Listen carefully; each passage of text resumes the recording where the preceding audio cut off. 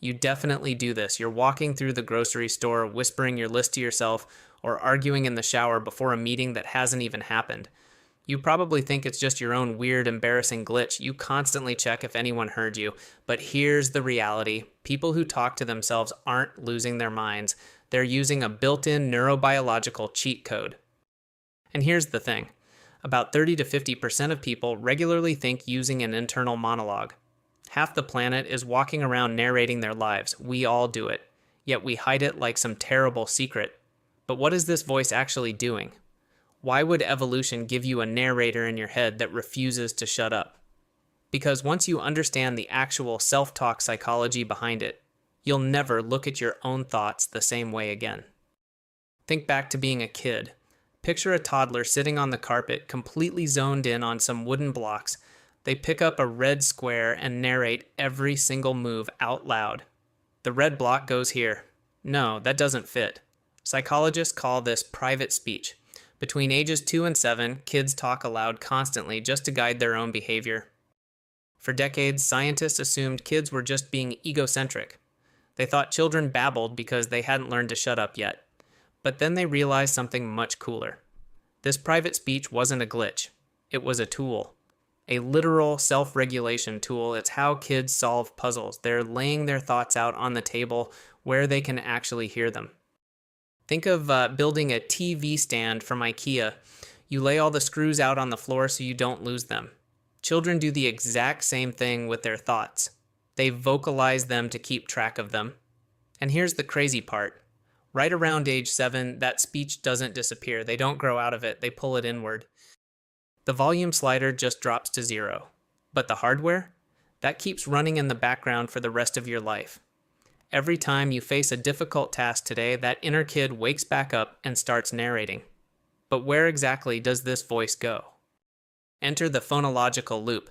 It sounds like DJ equipment, but it's actually a core part of your working memory. It temporarily stores acoustic information, basically acting like your brain's sticky note. Imagine you're at a crowded party and someone tells you the Wi-Fi password. Capital B 749. What do? You instantly start chanting it in your head. Capital B 749. That chanting. That's sub-vocal rehearsal.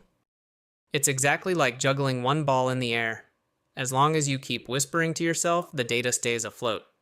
Get distracted for a second, the ball drops, and you're asking for the password again. Here's what gets me. Your inner voice activates the exact same brain regions needed for actual speech. Your Broca's area lights up, and simultaneously your auditory cortex, the part that processes incoming sound, also lights up.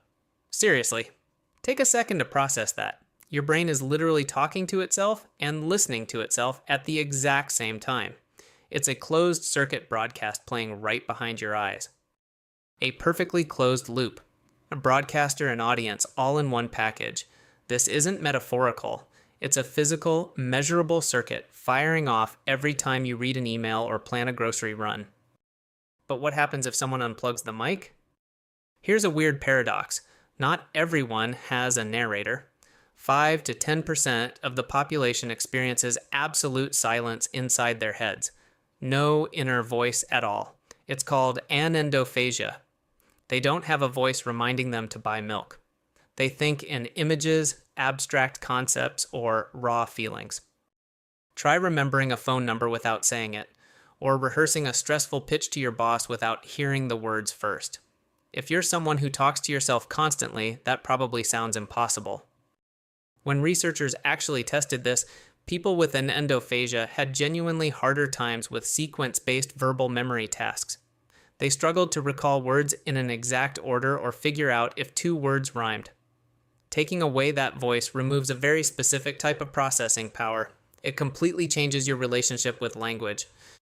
If you're in the 95% who do have an internal narrator, you're taking a massive cognitive shortcut for granted every single day. You're walking around with a coprocessor designed specifically to untangle complex verbal tasks. So if it's this incredibly useful, why the shame? Why do we pretend it doesn't exist? Because from total silence, we jump to the exact opposite extreme. People who purposefully weaponize their voice. mutter to yourself on the subway, and people slowly inch away.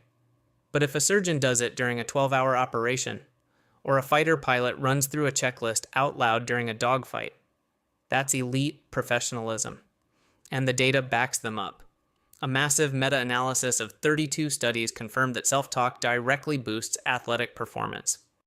It isn't just fluffy positive thinking, it is literal verbal scaffolding. But you have to match the tool to the task. Instructional self-talk, saying things like elbow up or foot placement, works beautifully for fine motor precision. You're basically feeding cheat codes into your motor cortex. Meanwhile, motivational self-talk, keep pushing, wins out for raw endurance.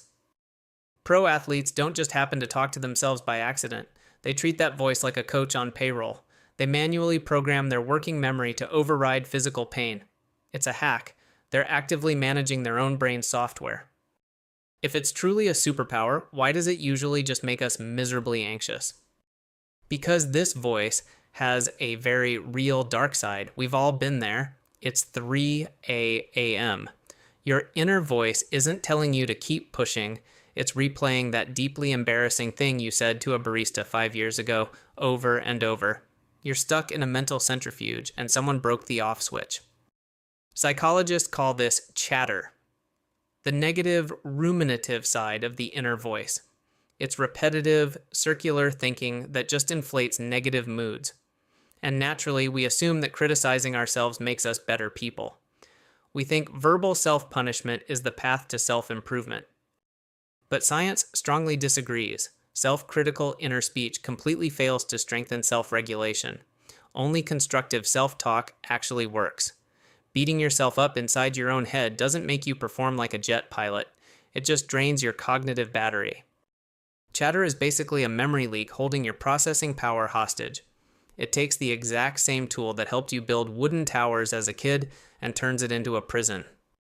So, how do you break the doom loop? You trick the brain using one tiny, stupidly simple grammatical hack. Next time you catch yourself spiraling, try this. Instead of thinking, I can't handle this, you use what researchers call third-person self-talk. You use your own name or just the word you. John, you've got this. Sarah, you need to step back. I know it sounds ridiculous, but creating that tiny bit of psychological distance instantly drops emotional reactivity, and it requires absolutely zero extra cognitive effort. This isn't a mental placebo effect. Brain scans show that just deploying your own name decreases activity in the regions linked to painful emotional experiences. You're essentially stepping outside yourself to act as your own coach. You treat yourself the way you'd rationally treat a friend in a crisis, and your brain buys it instantly. So, the next time you catch yourself mumbling out loud in the kitchen, remember this. Self-talk and inner speech are completely fundamental to self-regulation. You aren't losing your mind at all. You're deploying a tool that evolution spent millions of years perfecting. And if you still think it's just your imagination and running wild, there's a hardware reality check for that. Brain-computer interfaces can now decode your inner monologue with up to 74% accuracy. The voice is physical. It is undeniably real. Your thoughts aren't invisible ghosts inside a skull. They're neurological signals so strong we can literally project them onto a computer screen. We are quite literally built to talk to ourselves, so don't suppress that voice, stop hiding it, start training it. And speaking of weird habits, I genuinely want to know something. What's the weirdest thing you've caught yourself saying out loud when you swore nobody was listening? Drop it down in the comments, and let's prove none of us are actually alone in this.